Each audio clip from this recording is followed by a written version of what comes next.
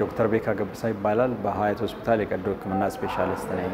ታይሮይድ ሆርሞን ወይ ደግሞ ታይሮክሲን የሚባል ሆርሞን ለሰውነታችን ክፍል በጣም አስፈላጊ ከሆኑ ነገሮች ሲሆን ይሄም የሰውነታችንን የምግብ አጠቃቀም ስርዓትን የሚቆጣጠር እና እንዲጠቀም ሰውነታችን እንዲጠቀም ወይ ደግሞ ሜታቦሊዝምን የሚቆጣጠር ሆርሞን ሲሆን ሌላ ጥቅሙ ደግሞ የልብ ምትና የደም ዝውውርን የሚቆጣጠር ሆርሞን በሌላ በኩል ደግሞ ስሜታችንን ራሱ የሚቆጣጠር እና ዘርፈ ብዙ የሰውነታችን ፊዚዮሎጂ ወይ ደግሞ ክንውኖች ላይ በጣም ትልቅ ተጽዕኖ ያለው ሆርሞን ነው ማለት ነው።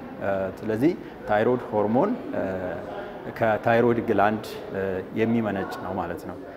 እና በማህበረሰብ ውስጥ በጣም በአብዛኛው ጊዜ ከሚከሰቱ በሽታዎች አንዱ ሲሆን እንቅርት ወይ ደግሞ ጎይተር ብለን የምንጠራው የታይሮይድ ግላንድ በእጅ በመነካካትም ይሁን በአይን አይታወቅም ወይ ደግሞ ፊል ልናደርገው አንችልም።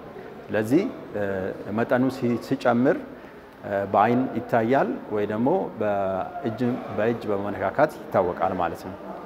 ስለዚህ ከዛ ያለፈ ግን በእጅም በመነካካትም ይሁን በአይንም የማይታይ ደረጃ ምናልባት ትንሽ ሆኖ የሚታይ ሊኖር ይችላል። አንዳንድ ጊዜ በአልትራሳውንድ ብልመና ብቻ የሚታወቅ የታይሮይድ ግላንድ መጠን መጨመር ወይ ደግሞ እጢ እዛ ላይ መውጣት ይኖራል ማለት ነው። እንቅርት ምክንያቶች ልንጠቅስ እንችላለን ወይ ደግሞ የጎይተር የእንቅርት አይነቶች አሉ።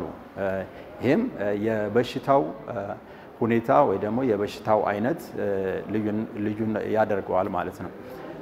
ታዳጊ ልጆች ላይ የሚታይ ወይ ደግሞ ፑበርታል ኤጅ የምንላቸው ወይ ደግሞ በፍጥነት እያደጉ ያሉ ልጆች ላይ የሚከሰት የአዮዲን እጥረት ሲያጋጥማቸው ወይ ደግሞ ሲኖር ባለበት አካባቢ በተለይ እና በነፍሰ ጡር ሴቶች ላይ የሚከሰት አይነት የእንቅርት አይነት ሲሆን ይሄም ሙሉ ለሙሉ የታይሮይድ ግላንድ የማደግ ሁኔታ ነው የሚያሳየው ማለት ነው። ስለዚህ ይሄ ከምን የመነጨ ነው? በተደጋጋሚ ከሰውነታችን ክፍል ታይሮይድ ሆርሞን እንዲያመነጭ ከሌላ ቦታ ሲታዘዝ የአዮዲን እጥረት ሲኖር ያንን ኮምፐንሴት ለማድረግ ያድጋል ማለት ነው። ይሄ ዲፊውዝ ወይ ደግሞ ጀነራል ጎይተር ነው ብለን የምንጠራው ማለት ነው። በማህበረሰብ ውስጥ ከሚከሰቱ የጤና ችግሮች በዋነኛ ተብሎ ከሚጠሩ አንዱ ሲሆን አንድ ሰው እንቅርት ሲኖረው ወይ ደግሞ የጎይተር ሲኖረው እንደ ቀላል መታየት የለበትም ማለት ነው። ቀላልም ከባድም ሊሆን ስለሚችል ወደ ጤና ተቋም በመሄድ ምርመራዎችን ማድረግ ይጠበቅበታል ማለት ነው። አንድ ሰው የምናደርጋቸው የምርመራዎች በዋናነት ታይሮይድ ሆርሞን መጠንን በሰውነት ውስጥ ወይ ደግሞ በደም ውስጥ ያለውን በመለካት የምናውቅበት ጊዜ ሁኔታ ይኖራል ማለት ነው። በሌላ በኩል ደግሞ ምን አይነት እንቅርት ነው ብለን ለማወቅ አልትራሳውንድ በመስራት የምንለይበት ሁኔታም ይኖራል። በጣም ደግሞ ማወቅ የምንፈልገው ነገር ቲሹ ወስዶ ወይ ደግሞ ናሙና ወስዶ የፓቶሎጂ ምርመራ በማድረግ ነው።